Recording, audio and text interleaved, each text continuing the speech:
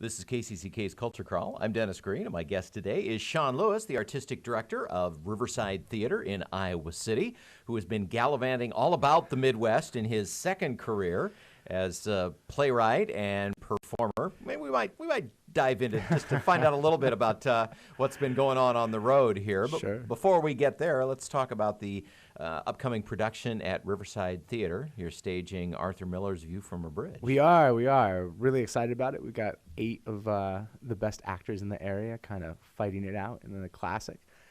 When I was planning the season, we knew it was going to fall on Inauguration Day, the opening, and so we wanted to have something that was relevant. I don't know if we knew it was going to become as hot button within the moment as it was, but View from the Bridge is basically about Italian Americans coming over, so the immigration issue is pretty heavy. I really just wanted, I was just trying to think with Inauguration Day, I was like, let's have a distinctly American play and playwright, which Miller fits. Doesn't get more so than Arthur Miller. No, it doesn't.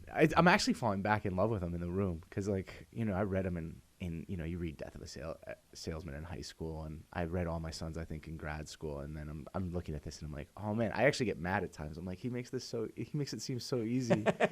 It's just the characters are so deep and the plot lines are so thorough that I'm like, man, this is an amazing play. How did he do this?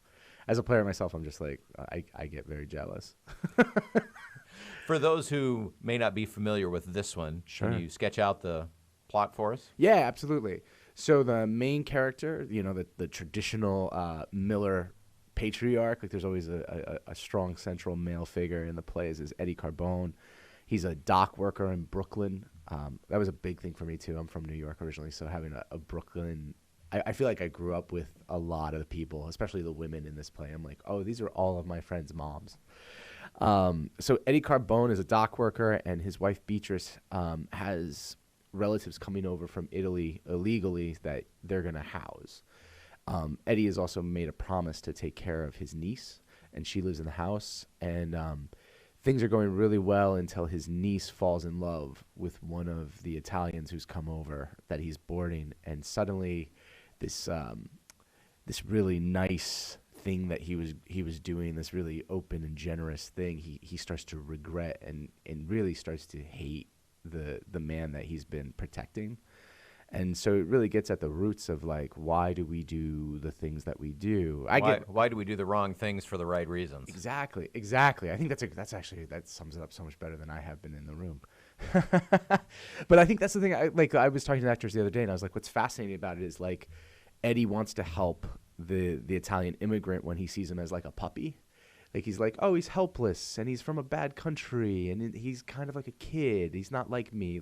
I'll help him because it'll make me feel good, and the community will respect it.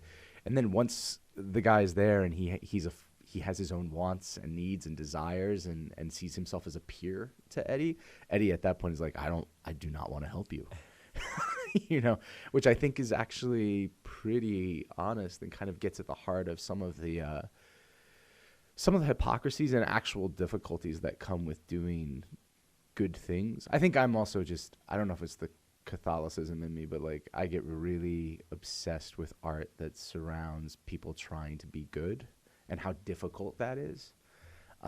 Because I think in everyday parlance, I think we're always like, I want to do the right thing. I want to be good. And you're like, it's so much more complicated than that. Right. And do you want to be good to serve others or to make you feel, or to feel good? Yes. Yeah, and absolutely. in that case, and in that fashion, doing good is really a very selfish act. Oh, absolutely. And I am a huge what was I going to say? I definitely fall on that side a lot, where I realize that sometimes when I'm doing good things, I'm like, oh, this makes me feel better about myself.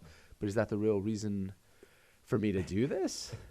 And I think that's an interesting question. I feel like maybe things would be better if people thought about that more. But at the same time, maybe it actually would make things so much worse if you were stopping. Maybe no one would do anything good. They'd be like, this doesn't make me feel great. But yeah, so as the play goes on, Eddie's choices get more and more drastic, and the community really suffers because of his decisions. And I think that's something I was also interested in.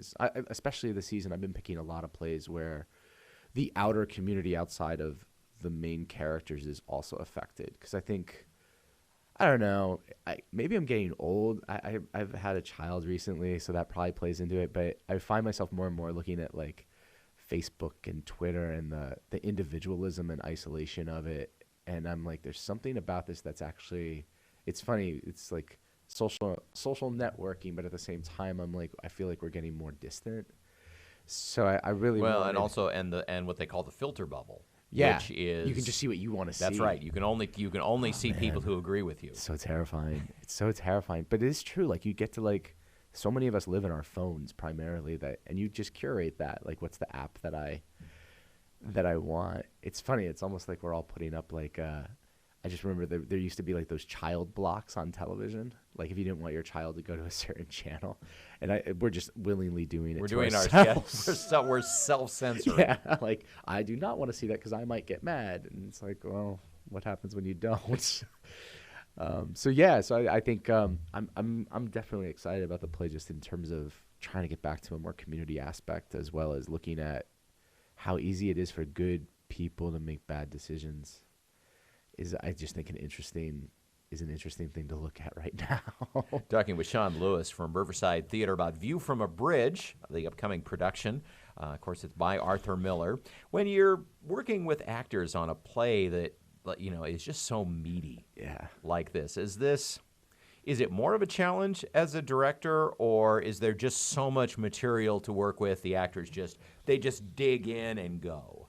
I think the second. I think the actors, especially if you have good ones. I mean, as soon as I cast people, they were not in a bad way. Actors are always excited to get cast, but they were extra excited, just because I think they know I'm going to be playing a role that's got history behind it and is going to be so intense and dealing with so much, and also the language is just so rich and deep, and he's really amazing at touching into things that are really big idea, but that we wrestle with on a day-to-day. So it has a relatability. It's a little bit different than when like you're doing Shakespeare and you're like, you're a king, and people are like, I'm not really sure. I don't know what it's like to be a king. Yeah, like from a book, I kind of understand, but you're like, you're a worker who doesn't get paid as much as they think they should get paid, and they're like, oh, I came from that, like literally like an hour ago. So like it's easy to touch into things like that for sure. It's also like, the actors that we have also a bunch of them worked together at different times. So there's also that level of comfort. So some of that becomes shorthand, and it's great because it's Miller. So in a lot of ways you're like, I know the play's really good, as opposed to like sometimes you get a new play and you're like, I don't know what this is going to be. Yeah, written by some joker named Lewis. Yeah, you are in trouble sometimes when that happens. I'm sure the actors would say that too. That with Miller, you kind of, everyone's buying in from the get-go, and I know as a director, I'm like, if I make the scenes work, then we're good. You can kind of get away with like nothing else. Like you don't even need really a set or lights if you wanted to. I mean, we have those things, but you don't need them because the story's so strong. So it's nice as a director in that way. I'm like, I just have to make sure that the story is really, really clear. Sometimes as a director, you get stuck in certain plays and you're like, oh, I've done everything the story wants, and it's still unclear. Like the play's unclear. So then you're like, okay, let's add some sound design and let's throw a projection up here, and like, what can I do to still make the evening really work or get more directly to the point? Where with Miller, it's like, no, it's there. It's right there. The play is View from the Bridge, and goes up when? What are the dates? January 20th through February 12th. Okay. Yeah. And if people want tickets, they can call your box office. Call the box office. Also, you can go online at riversidetheatre.org, and we will help you out with those things. And just quickly before we go, sure. You mentioned at the top, and we all well know that you're also a playwright. You just came from staging a show in Chicago. You've got another one up someplace else in the Midwest too right now, right? Yeah. I just did. So I have a new piece called Dogs of Rwanda. A couple of years ago, I did. My wife and I went over to Rwanda, and we were working with at-risk youth, helping them make pieces in a rural part of the country. And while we were there, we went to a lot of genocide memorials and met a lot of survivors of the '94 genocide. And I got really obsessed with it, and I started out writing a short story, which then became a monologue. And so 16th Street Theater in Chicago just did it a month ago, and it's playing right now at the Phoenix Theater in Indianapolis, and then it'll go to Philadelphia and Atlanta after that through the there's this organization called the National New Play Network. So they select a few plays a year to produce in a couple of different theaters. So Dogs of Rwanda is one of those plays this year. So I've been kind of, when I'm not in the rehearsal room at Riverside, I've been kind of bouncing out to these other places to see how it's going. And your graphic novel, Saints, has just been picked up as is it a TV series? As a TV series. Limited run series? Yeah, it just got optioned by Automatic is the name of the production company. So they are starting to put together the actor, writer, director team for it, which has been surreal as anything. Well, congratulations. A true Renaissance man. Oh, He writes, thanks. he acts, he directs. Great to have you here. And when you can spare the time from all of these different pursuits so the play again is View from the Bridge. Riverside Theatre opens the 20th.